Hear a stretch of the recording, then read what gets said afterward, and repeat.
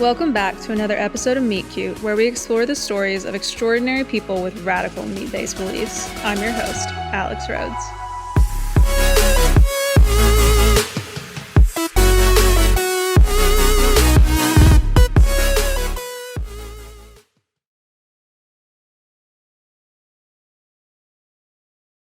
All right. Well, let's all welcome Maria. She is an international best-selling author.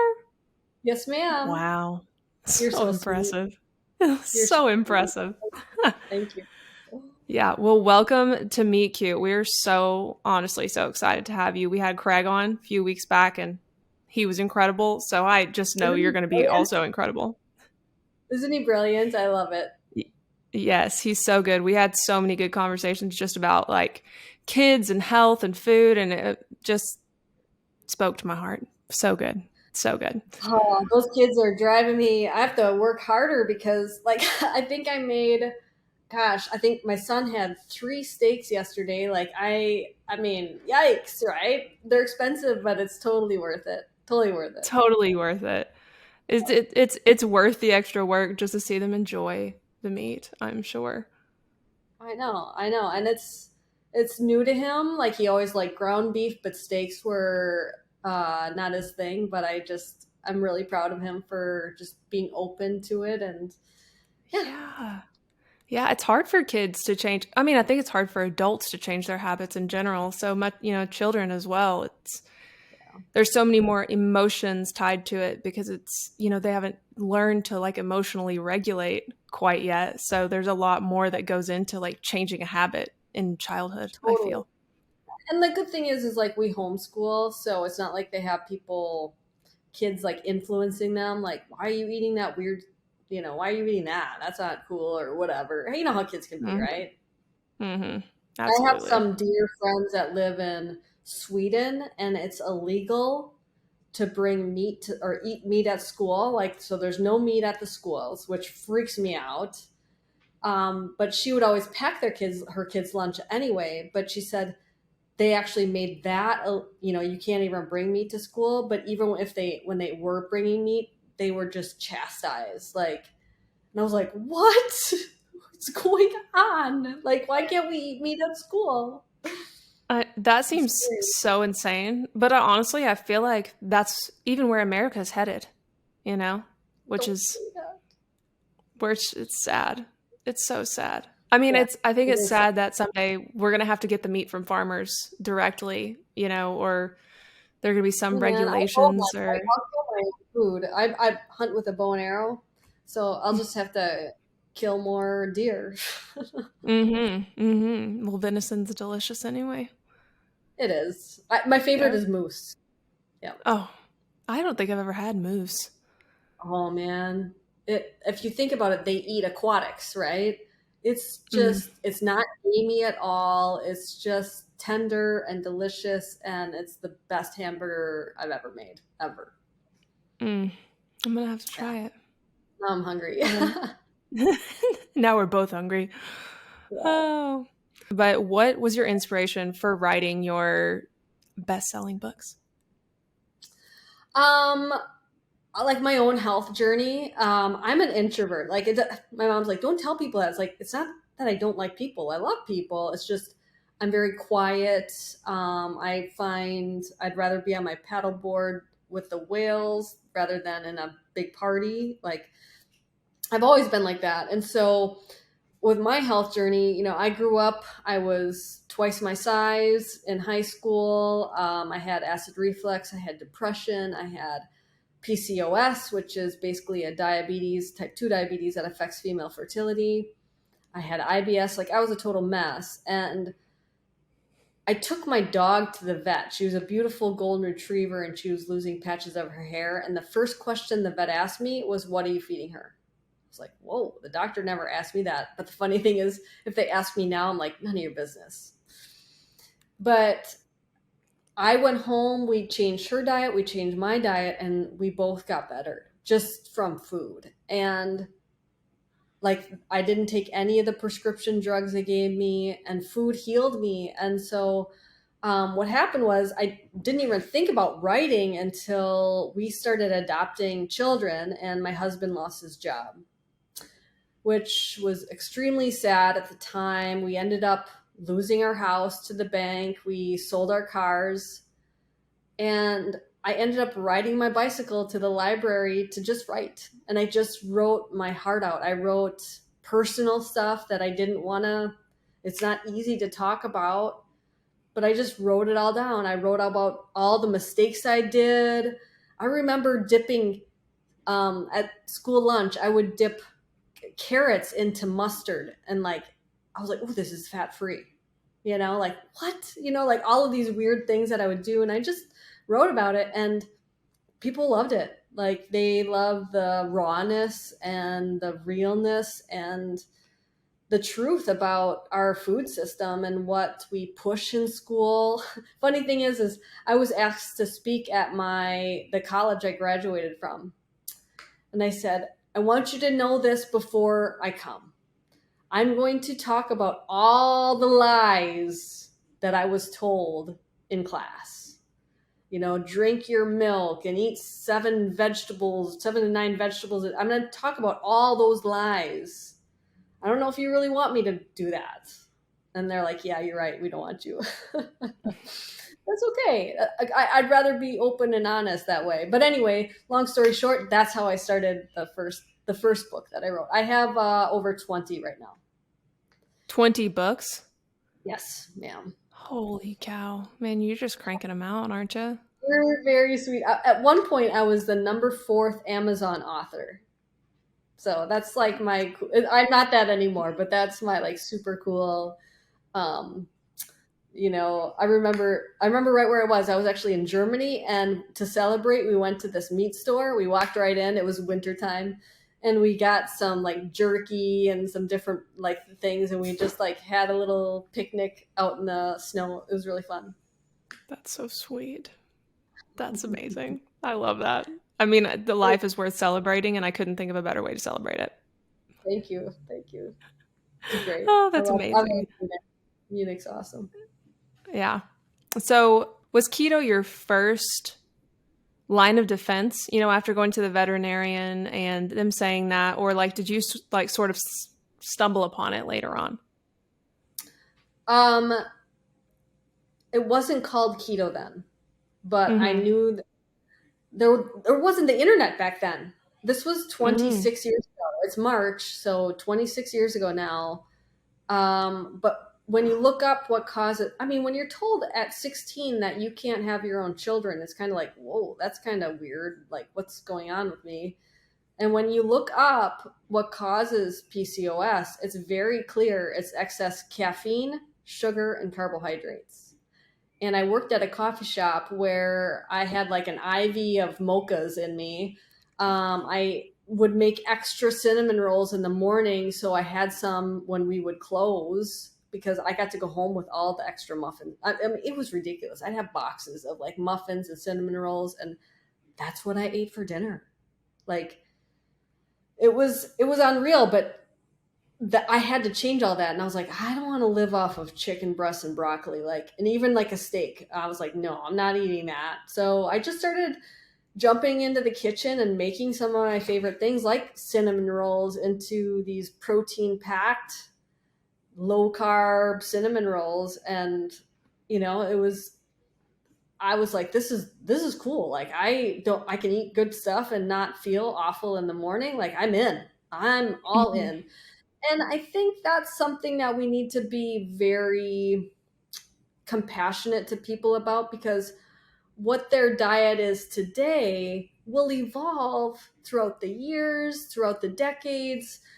And so what I ate at 16, my first, keto journey, is certainly not what I eat now.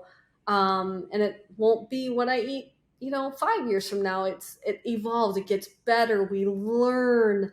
I think we all strive to be our best. And so that's where we, in this community, I think sometimes we get really judgy, right? I didn't realize that all of these vegetables had all these anti-nutrients in them. And so like with time and knowledge, I think people might not be ready to hear that quite yet. I know Mm-hmm. my mom shuts down. If I talk about vegetable oils, I'm talking about like seed oils, vegetable oils. She's like, la la la, I don't want to hear about vegetables being bad. I'm like, I didn't say vegetables. I'm talking about the oils because I really want them to not cook in those bad oils. But she thinks I'm talking about, I just brought up vegetables, and some people are not ready to hear that yet. They're like, what? I just got back from, I did some stem cells down in Mexico last week, and they feed they also work with cancer patients, and they feed you vegan. And I told them that I'm a carnivore before I came, and I don't think the message got through. And Mm-hmm. so they were feeding me, I mean, honestly, like it was pancakes and two juices, two different, like one was orange and one was green. It looked terrible. And like it was always just vegetables and fruit. And I was like, I'm sorry, I don't want to waste this. Can you give this to somebody else? I don't like food waste or whatever. And they're like, you don't need any fruit? And I was like, it's just sugar. And they're like, what? Like they didn't want to hear it. But besides that, it was hot food put into plastic containers. And I'm like, if anything, like that's super estrogenic and super bad for cancer. Like, nope, I'm good. Like, do you have some hard Mm-hmm. boiled eggs? So, Do you have any eggs? yes. And they actually did. They made me eggs every day. And I was like, can they be cold before you put them into the container? And they're like, what? I was like, please. And they're, okay. So I don't know. I'm a little, they thought I was a weirdo, but they weren't ready to hear that vegetables are not the perfect human food. Right. Yeah. And so, that gets me into sort of, this keto and carnivore, world. Which do you think is the like most ideal human diet? Again, I don't think it should be a competition. I think it's whatever you can sustain, and um, I hate to say whatever works for you, but if eating meat all day long is something that you personally can't do, then maybe that's why I'm really open and I work with clients one on one on what they're ready for. Um, and again, they'll evolve. I think with time, I give them the knowledge of where the nutrients are. It's in the meat, it's in the organ meat. Um, but I work with, vegetarians that, they live in India, and it's not because they think it's the healthiest diet, but it's their religion. I can't force someone to go against a religion, like I'm very Mm-hmm. respectful that way. But I think the diet that you can sustain is what's best. Mm-hmm. um, because you want to be able to stay on it. That's the Mm-hmm. biggest thing. Like I know some of these experts that I speak at conferences with. They're like, yeah, I mean, I do the diet, but then I fall off every once in a while. And I was like, well, Right. maybe like have one of my cinnamon rolls, or made with egg whites. It's not that it's not going to kill you. And do I eat those every day? No, I don't. But I do like having that option for the people that are craving a treat, and they can have that instead of Cinnabon, you know? Mm-hmm. Yeah. Well, it's like we sort of have this all or nothing mindset where if you are not doing it 100% of the time, then you're not doing it at all. And I completely Right, disagree. right, right, right. I mean, I don't know, like I don't know how to say it. Like I was talking to Sean Baker, and he even makes the Equip shakes. Like that, there's sweetener in there. There's like, and he's like, yeah, it's good. And I'm like, I know, but to me, I was like, oh, I thought you just ate steak. He's like, no, sometimes I want a shake. And I was like, oh, cool. I love that stuff. That's what I packed with me when I went to Mexico, because I didn't want people to have to cater to me or whatever. And so the Equip protein is made with beef. And so I just throw down a shake if that's all I have offered to me, and it's good. Yeah. Yeah, no, I love that. I love that. I think we do need to, emphasize, especially in this community, that it's all right to, Like if Yeah. you are craving a treat, to have a keto treat. I don't think it's now, depending on, disordered eating habits and where you are in your journey overcoming Yeah. those, Yeah. um, it can get sticky. But yeah, I mean, I think if you're fully, if you've been keto or carnivore, whatever it is, for 2 or 3 months and you're feeling really good and you're like, you know what, I want to sit down and watch a movie with my family and have a sweet snack, Yeah. I like, to me, I don't think that that's a huge deal. I don't even think it's a huge deal if you do it once, a month or once a week, as long as you monitor yourself and keep it in check. Yep. I mean, you can totally make carnivore ice cream. I mean, after a while, just the cream tastes sweet. You know what I'm saying? Like, Hmm. it's easy. Yeah. Yeah. So what do you currently do right now a predominant amount of the time? Do you lean more towards like a keto diet, or do you lean more towards carnivore? Oh no, the past few, I don't know if it's been 5 or more years, predominantly carnivore. Even my kids are too. Hmm. Um, like the reason as we started is you had Craig on your show, and he, had Lyme disease, and now he has ankylosing spondylitis, and he feels so much better without it. I have started my day with, I don't like ribeyes, but I love a tenderloin. So Hmm. I start I usually work for a couple hours, and then I'll go run the beach. I come back and I have a tenderloin steak. I just love it. And I've been doing that. Like, I'm like a dog. I could eat the same thing every day, and that's just what it is. For lunch, I usually have fish. I mean, I'm right on the ocean right here. I love fish. I will make sauces for everything. Like, I have this really great, it's called the best steak sauce. It's on my YouTube channel. But I made that when I was on the Carnivore TV show Reversed, Hmm. because I was cooking there, and I was like, okay, I love sauces, right? So I Hmm. made my best steak sauce. It's amazing. Like, it starts with brown butter. I have a little bit of a truffle in there. I think mushrooms and truffles are like this gray area because they're not really a plant because they breathe oxygen. It's kind of like a long story, but um, I always have that with my steak, and then I have fish, and I often have my protein bread that's made with egg whites. It's just Hmm. it's just egg whites and dried egg whites and some salt, and I'll make a sandwich with that or like anything. I usually, if I have eggs, it's usually in the evening before bed. There's actually quite a bit of melatonin in eggs, so I like those at nighttime, Hmm. or closer to bed. But I used to push it and do OMAD, and I ended up losing a lot of muscle mass doing that. I think partly because I am very active. Um, I just couldn't hit my protein goal in one meal. So I do like three small. I can still do an intermittent fasting window, like a 18-6 with three.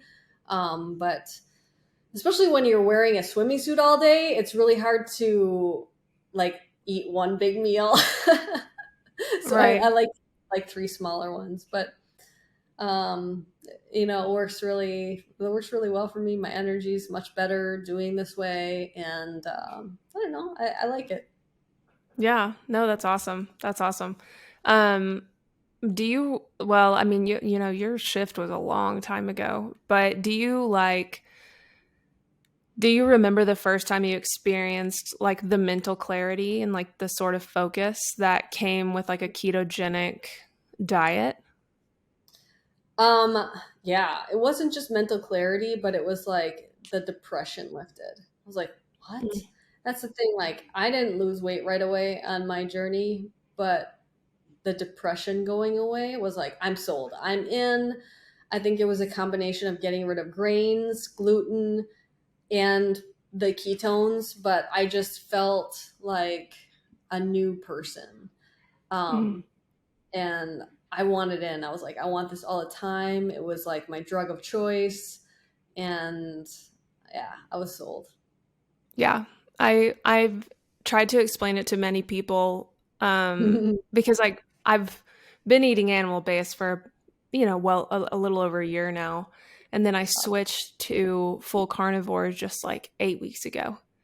And like that shift over was like, I was like, why have I ever done drugs before? Not that I'm advertising that I have, but it's I know. like, it truly is. It's like incredibly mind-blowing how much better you feel on a day-to-day basis. It's like, when you see a movie and you see someone wake up and they're like, just ready for the day. And you're like, how do they do that? And it's like, you can do that. That's how I felt and feel every day.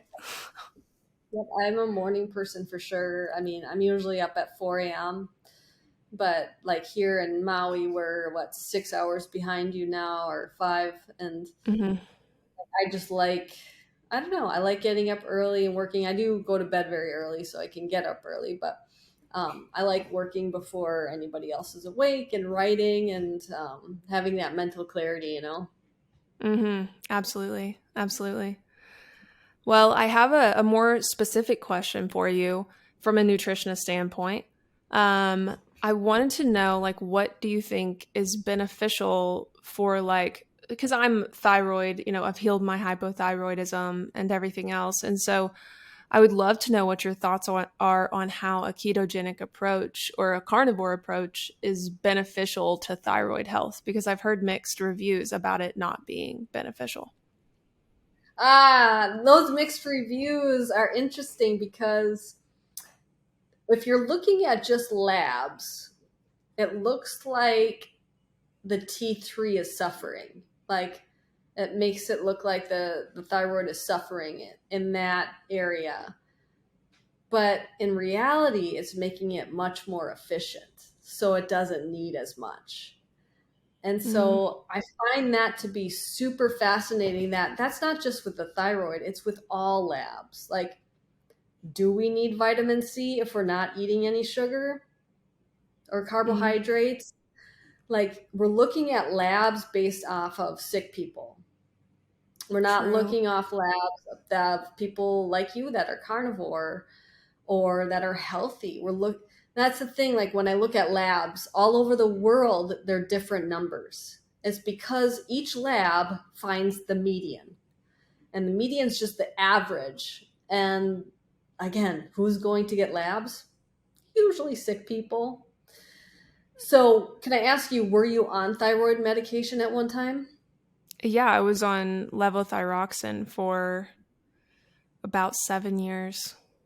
And you're totally off right now. Totally off. That's awesome, because a lot of times, like once you're on, it's hard to transition off. Yeah. Sure.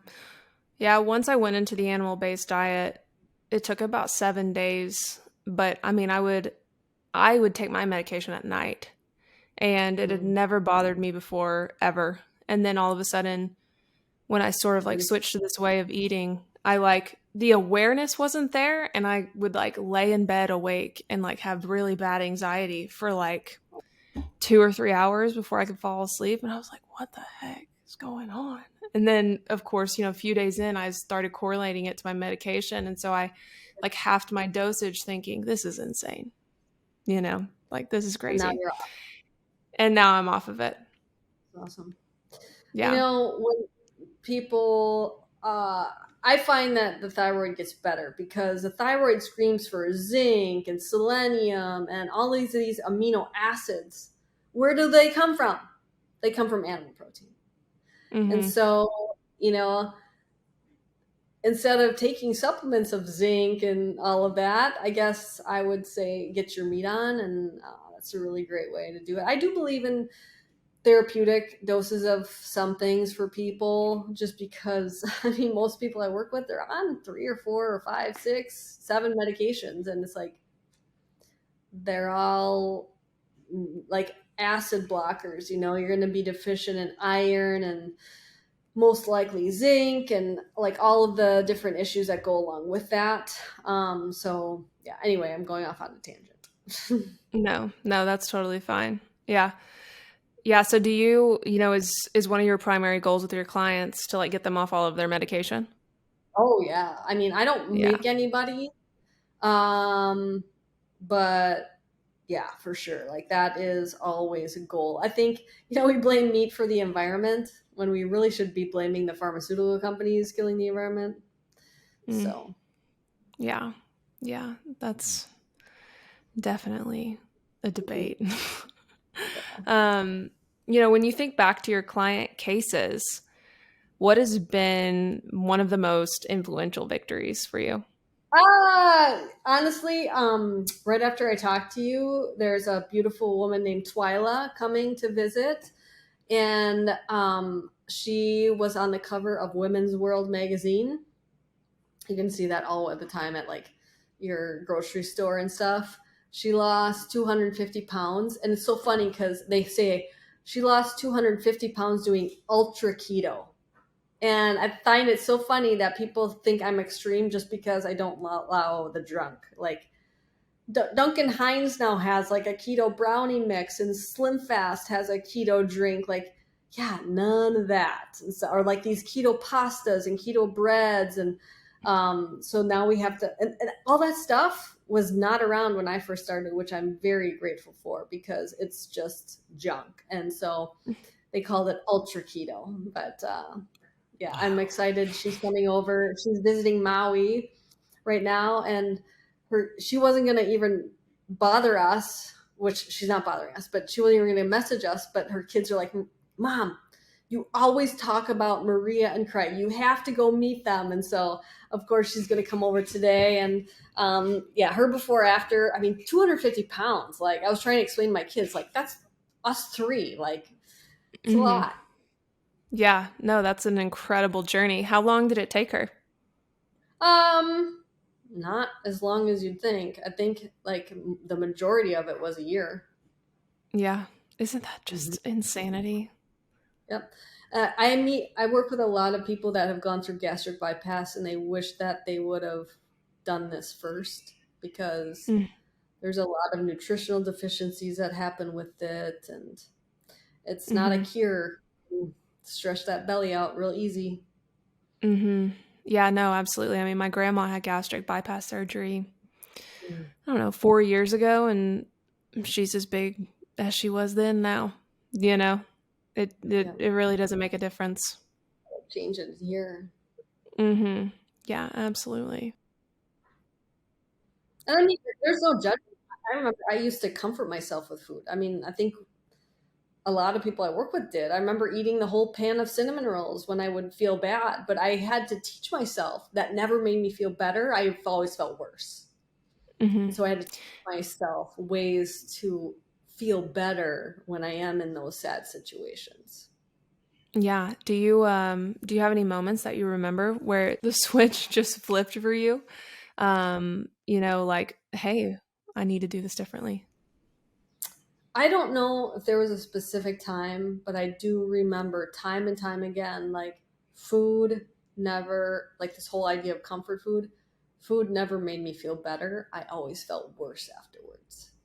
Mhm. And I just didn't want to do that anymore. And so I just journaled about it. And um, I'm a strong German girl that, like, when I put my mind to something, I do it. So. Mhm. Yeah. How have you learned to work with clients who aren't like that? Oh, I mean, gosh, through the 20 years of working with people, I've met every kind of person, and they're all different. They all have different needs. They all have different desires and how they like to do things. There's a type of person that wants to rip the band-aid off and do it all right now, and then there's a type of person that's going to do slow changes, and just working with them and not judging them at all. I think that's what's really important. Like I have a coaching certification, so I have a bunch of certified coaches underneath me, and they often are frustrated with a client. And I think that's kind of the new part of being a coach, is getting frustrated with someone rather than finding compassion, because Mhm. I think that's where I'm really, really compassionate to the point where I don't sleep at night thinking about someone that's, struggling or whatever. Um, And I just feel like we need maybe more of that in the Mm-hmm. world, not just as coaches, but in the world. Absolutely. Do you feel like that feeling of compassion was developed over time, or do you feel like it's something that you've always had? I've always had that. My sister is like me too. It's like we're very empathetic, and to the point where like it hurts. Like I don't sleep, and Mm-hmm. yeah, someone will just be in my heart, and I just can't shake it. Like right now I'm even tearing up. Um, Mm-hmm. so yeah, I don't think people realize how much love I put into each person I work with. No, I think that's spectacular. I think that's spectacular. There's not a lot of love going around, you know. No, it's In not. yeah. Unfortunately, like, I come from a bodybuilding background, and I had a coach that, just made me not ever want to bodybuild again because, out of fear of doing something wrong or eating something wrong or, missing a workout session or, all of these things that are so purely human, that you cannot put a sticker or a number or a rule on just any and every person. Yeah. Sometimes other things take priority. Sometimes there are things in life that come up and you have Right. to roll with them. And that's why I think the world is so beautiful, is because we are so different. And that's what I try to teach my children. They obviously look way different than we do, and they're oftentimes the only Black people around. But I want them to be proud of that. Like, be proud of who they are, be proud of their differences, be proud of their, background, their ethnicity. And I Mm-hmm. think too often we're ashamed to be different. When I'm like, the same is boring, you know? Mm-hmm.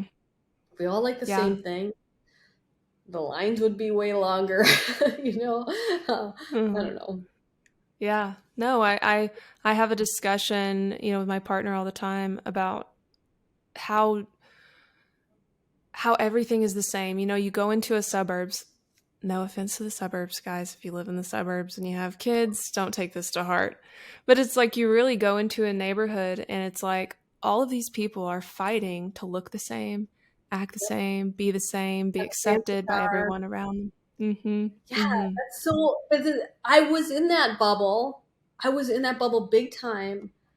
And what's funny is, I mean, I can afford a car now, but I don't have one because I don't want to be that.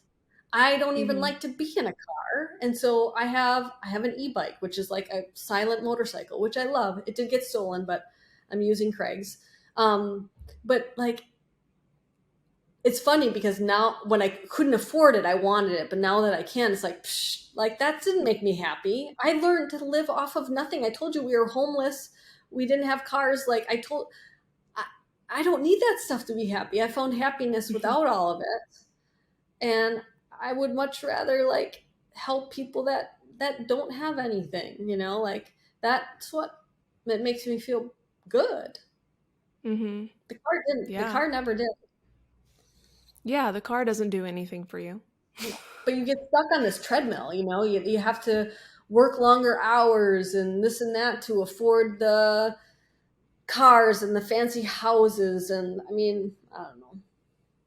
Yeah. I don't want Yeah, to be no, on I that agree. treadmill. Yeah. Yeah. No, I would imagine it's not a fun treadmill to be on, which I think is interesting because, most people, let's say my dad's age, for instance, I don't remember what his generation is, but I was this is kind of a long story, but I was in the sauna at a gym over in Fort Smith, Arkansas. And I was just chilling, talking to this lady who works on like an assembly line, right? She works 10-hour days, sometimes 5 days a week. And she's like, no kids your age want to help anymore. They don't want to work. They don't want to, like, they don't show up. They don't come to shifts. And I just looked at her and I was like, we work smarter, not harder. We don't want to be on this planet just constantly doing something that we don't care about and that we're not passionate about just for a paycheck. Right? It's that like, that reminds me. So the Hawaiian Islands, when people from Japan first came here, they wanted to do like coffee plantations and all of this. And they're like, okay, Hawaiians, you're going to come and you're going to work for 8 hours in the field and we're going to pay you money. And they're like, what? What do we need money for? And they're like, oh, to buy things. And they're like, no, we want to fish to get our food every day. We want to enjoy our family. Like, it was so funny because they're like, no, we don't want to do that. And it's kind of funny because the culture is still kind of like that. Like, when you need something done, it's like, maybe we'll get to it next week, you know? Mm-hmm. But it's funny because, like, it is true, you know, we work smarter. And I mean, I don't know, I work a lot, but I also do things I love to do. I don't, Mm-hmm. you know, I don't know. I would say that's actually working smarter. You know, it's like Yeah, if you enjoy what you're doing and you work a full love it. 40 hours, but you leave and you feel rejuvenated and excited Yep, and, ready for the next client call, then that's working yep. smarter. Yeah, you're right. I mean, but sometimes like I'm doing a recipe or like a TikTok video, and my husband's like, "Why are you doing this? Like, you don't have to." I was like, "It's fun. Like, it's good. I love doing it. It's like a little hobby." Uh-huh. So Yeah, I no, I like to love that. inspire people, like, because I think people like look at a recipe and it's like, "Oh my gosh, I don't want that. Looks way too hard." And then they see me do it in 1 minute. They're like, "Oh, I like. Did you see the deli meat yet?" No, I No, did see the deli meat. I it's pretty mind must blowing. try it. I'm gonna It's and try then I made it. it. Then I made it into chips. But like, it sounds really hard to make your own deli meat, doesn't it? Uh-huh. But it's not. So I like Yeah. doing like a 1 minute video clip to show you how easy it is. Yeah. No, I love that. No, I even saw your little bread loaf and I was like, "Oh, that'd be so nice." Because my dad has lost, I don't know, 15 pounds now. Yeah. And he went full carnivore with me about 8 weeks ago and he loves it. I mean, I'm pretty sure he lectured my cousin for about 4 hours the other day about his diet and how I mean, he just feels amazing. And I was like, yes, yes, dad. That's what we So, need. but he would Just love, what is it? spread the word. We need to just Mm, keep spreading the word, like get everybody on board. yeah, yeah, for sure, for sure. Well, I know that you have a guest coming, so I want you to be fully prepared and focused for her. So we will adjourn this meeting until next time. Maybe we'll do this again. Of course, that would be awesome. Thank you for Yeah, having me on. awesome. It was really fun just chatting. Yeah, no, I loved it. I loved it. Such good insight. And you touched on a lot of things that I think people struggle with pretty much on a daily basis, that we kind of forget that they're tough. Well, just everybody remember, be kind to others, right? Absolutely. The perfect final words. Well, yes. Well, So thank thank you you, so much for Eric. coming on. Thank you. So good. So good. Thank you for listening. Until we meet again.